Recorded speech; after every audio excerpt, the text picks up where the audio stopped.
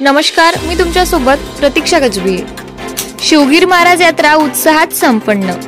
संपूर्ण पंचक्रोशीतील वैशिष्ट्यपूर्ण मानली जाणारी लेगाव येथील ऐतिहासिक व पारंपरिक संतश्रेष्ठ शिवगीर महाराज यात्रा बुधवार दिनांक 27/11/2024 रोजी शेकडो भाविकांच्या उपस्थितीत पार पडली। या ठिकाणी यात्रेच्या निमित्ताने भागवत सप्ताहाचे आयोजन केले होते। यात्रेच्या दिवशी या सप्ताहाची समाप्ती झाली। याचं औचित्य साधून गावातून दिंडी काढण्यात आली। यात अनेक ग्रामस्थांनी महत्त्वपूर्ण सहभाग घेतला होता। दिंडीचे वैशिष्ट्य म्हणजे यात झेंडे, पताका, विविध रांगोळ्या, फटाक्यांची आतिषबाजी, ढोलांचे भजन इत्यादींचा समावेश होता। जवळपास 4 वाजताच्या सुमारास काल्याचे कीर्तन पार पडले। यानंतर दहीहंडी फोडण्यात आली। यात संपूर्ण लेगाव गोपाळकाला गोड झाला। गोविंदाने गोड केला या गजरात एकरूप झाले होते। यानंतर महाप्रसादाचे आयोजन करण्यात आले होते। या महाप्रसादाचा आस्वाद संपूर्ण ग्रामस्थांनी व पंचक्रोशीतील जनतेने घेतला।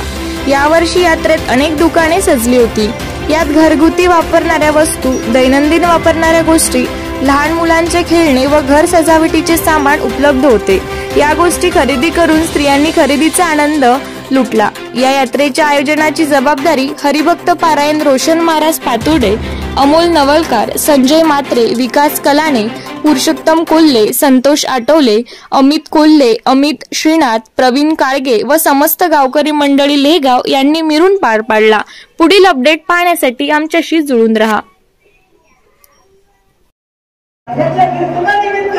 आपल्याला तो वर्णन करावं लागतं।